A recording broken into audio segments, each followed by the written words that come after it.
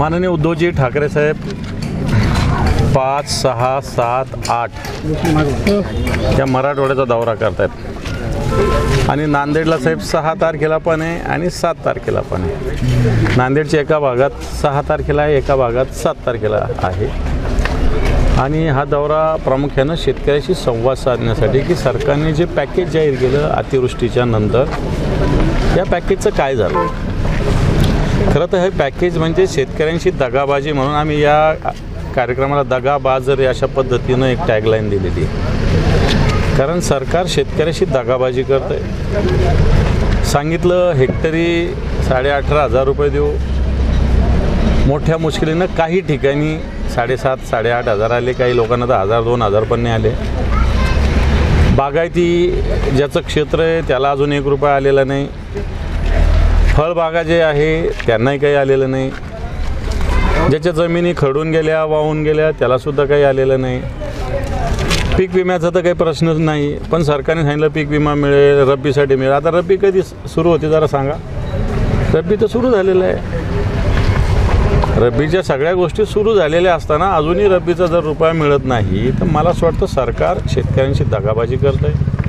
आणि म्हणजे अतिवृष्टीच्या बाबतीत सरकारने जाहीर केलेलं पॅकेज हे फसवं आहे, दगाबाजी करणारं आहे. आता हे आम्ही बोलतो आहे आणि म्हणून हे खरं काय खोटं काय शेतकऱ्याशी संवाद साधून आम्ही करू. शेतकऱ्यांनाच विचारू, ज्या शेतकऱ्यांना भेटलं असेल तर त्याचं सरकारचं स्वागत करू आम्ही. पण भेटलं नसेल तर सरकारने शेतकऱ्यांशी दगाबाजी करू नये, शेतकऱ्याची फसवणूक करू नये, ही भूमिका आमची शिवसेनेची राहील. म्हणून उद्धवजी ठाकरे साहेबांचा दौरा पूर्ण मराठवाड्याच्या 8 जिल्ह्यामध्ये परवापासून सुरू होणार. परवीन दरेकर यांनी या दौऱ्यावर टीका केली ती असणार की पिकनिक टूर होऊ नये, 9% दौरा हो. परवीन दरेकर, मला असं वाटतं मुंबईत बसून टीका टिप्पणी करण्यापेक्षा आम्ही आता इथं आलेलो, हे पारावर आलो आम्ही इथले या पारडी गावचे. इथं पिकनिक आहे का? इथं पिकनिक आहे का? काय इथं पर्यटन स्थळ आहे? इथं जनतेसाठी संवाद, शेतकऱ्यांसाठी संवाद साधायला आम्ही येतो. टीका करणाऱ्यांनी करत राहावं, मला असं वाटतं त्याचं उत्तर देण्याची गरज नाही. फक्त सरकारने पॅकेज दिलं की नाही दिलं याचं उत्तर प्रवीणजीने दिलं असतं तर बरं झालं असतं. बावनकुळे असं म्हणाले की तुमचे जे 31 खासदार निवडून आले ते मग ते वोट चोरीमधून आले का ते पण जाहीर करा. उद्धव ठाकरेंनी पत्रकार परिषद घेऊन सांगावं चुकीच्या याद्यावरती आमच्या खासदार निवडून आले. वोट चोरीचा प्रकार लोकसभेनंतर मोठ्या प्रमाणावर झालेला आहे. लोकसभेनंतर विधानसभेपर्यंत या महाराष्ट्रात 65 लाख मतदार वाढलेले आहे आणि ते सगळं मतदान यांना पडलेलं आहे. आम्हाला जे मतदान लोकसभेला पडलं तेच मतदान विधानसभेला पडलं. जे वाढलं मतदान हे जे लोकसभा ते विधानसभेच्या काळात हे मतदान म्हणजे वोट चोरीचा प्रकार होता. त्यामुळं लोकसभेला जे मतदान पडलं आणि विधानसभेला जे मतदान पडलं याच्यात फरक. गिरीश, तुम्ही जे म्हणतात की म्हणजे दुबार मतदाराचे नावं तुम्ही जे उद्धव साहेब जे घेतात तर उद्धव साहेब मग फुलंब्री, मालेगाव असे मुस्लिम जे बहुल मतदारसंघ तिथले नावं का घेत नाहीत असा प्रश्न उपस्थित केला बावनकुळेंनी. मला असं वाटतं याला मुस्लिम आणि हिंदू याला वाद देण्याची गरज नाही. मुद्द्यावर, मूळ मुद्द्यावर आपण बोललं पाहिजे. मूळ मुद्द्यावर आपण बोललं पाहिजे की दुबार मतदार जो जिथला असेल, तुम्ही मालेगावचाही काढा ना, आणखी कुठला तुम्ही भिवंडीचा तोही काढा ना, त्यातलंही काढा. आम्ही कोणत्याही शहरातलं स्पेसिफिक आम्ही म्हणत नाही. आमच्याकडे लोकांच्या तक्रारी येतात, ते आम्ही सगळ्या जनतेसमोर मांडतो. असं कुठे आहे का की दुबार मतदान हिंदूंचं असू द्यावं मुसलमानाचं नसावं किंवा मुसलमानांचं असू द्यावं हिंदूंचं असं कोण म्हटलं का? दुबार मतदार कोणाचंही असो याला जातीवादाचं रूप देण्याची गरज नाही. यांच्या धंदेच आहे जातीवाद देणं. मूळ आलं ना प्रश्नाचं उत्तर द्यायचं नाही, त्याच्यात जात धर्म आणत बसायचा. आणि म्हणून तुम्ही सुस्पष्टपणे दुबार मतदार तिबार मतदार आहे हे काढा, हे काढण्याची भूमिका घ्या. बाकी कशाला भूमिका? कोर्ट जिहाद करताय राज ठाकरे असं म्हणतात भाजपने. हे भैयांना जिहाद दिसतो, लव जिहाद दिसतो, ओट जिहाद दिसतो. कसला जिहाद याच्यामध्ये? राज ठाकरे तुमची भूमिका घेत होते तेव्हा फार छान वाटत होतं ना. आता राज ठाकरे बोलतात आता ओट जिहादी झाले का? ते आता ओट जिहादी झाले ते.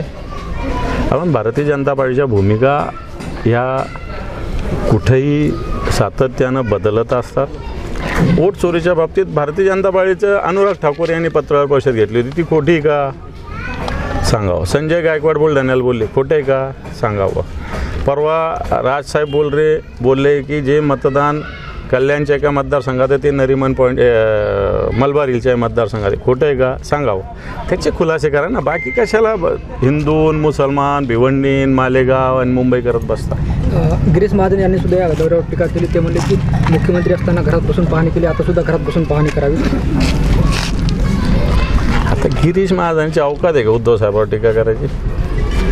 गिरीश महाजनाच्या एका सपोर्ट करणाऱ्या माजी नगरसेवकानं भारतीय जनता पार्टीच्याच एका आमदाराला मारण्याची सुपारी दिली नाशिकची. जरा तुम्हाला मी बातमी देतोय की गिरीश महाजनाचा समर्थन करणारा एक माजी नगरसेवक नाशिकचा यांनी भारतीय जनता पार्टीचेच एक आमदार, मला दोघांचे नाव माहिती आहे, मी सांगत नाही, ते तुम्ही शोधा, या यांची सुपारी गिरीश महाजन ज्याचं समर्थन करतात अशा एका माजी नगरसेवकांनी दिली. याची माहिती राज्याचे गृहमंत्री आणि राज्याचे मुख्यमंत्री यांना आहेत. मला असं वाटतं गिरीश महाजनने आधी याचा तपास करावा. कोण हा नगरसेवक, यांनी काय ही सुपारी दिली होती, त्याच्यावर कारवाई करावी आणि नंतर आमच्यावर टीका करावी. साहेब, ॲडव्होकेट आसिम सरोदे याची सनद जी आहे 3 महिन्यासाठी रद्द करण्यात आली. सार्वजनिक कार्यक्रमात न्यायव्यवस्था, राज्यपाल, विधानसभा यावर जे बोलले त्या संदर्भात हा निकाल लागला. मला असं वाटतं हा निकाल नाही लागलेला, एक कोणती तरी आपला जो विवेकानंद घाटगे अध्यक्ष, आपली जी काउन्सिल आहे, बार काउन्सिल, याची कोणती समिती होती, यांनी हा निकाल दिला आहे. मला असं वाटतं यांनी निकाल देऊन काही होणार नाही.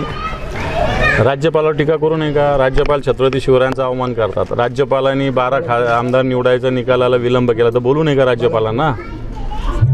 विधानसभा अध्यक्ष सुप्रीम कोर्टाचं ऐकत नाही म्हणून बोलू नये का? बोलले. आसिम सरोदेच्या मागे जनता उभा राहील. मंत्री संजय शिरसाट 2 दिवसापूर्वी नांदेड जिल्ह्यात दौरा आले होते.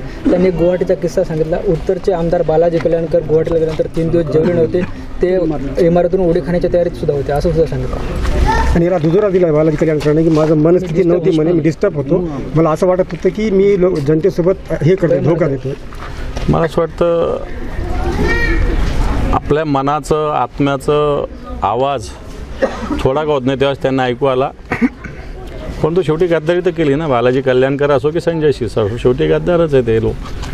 ज्या शिवसेनेने बालाजी कल्याणकर याची क्षमता, आम्ही दुसरा शब्द नाही उच्चारत, काय आहे बालाजी कल्याणकरांना स्वतः माहिती. तसं असताना शिवसेनेमुळं ते आमदार झाले आणि मला वाटतं असं झाल्यानंतर त्या माणसाचा आत्मा त्याला सांगतच असेल की आपण चूक करतोय,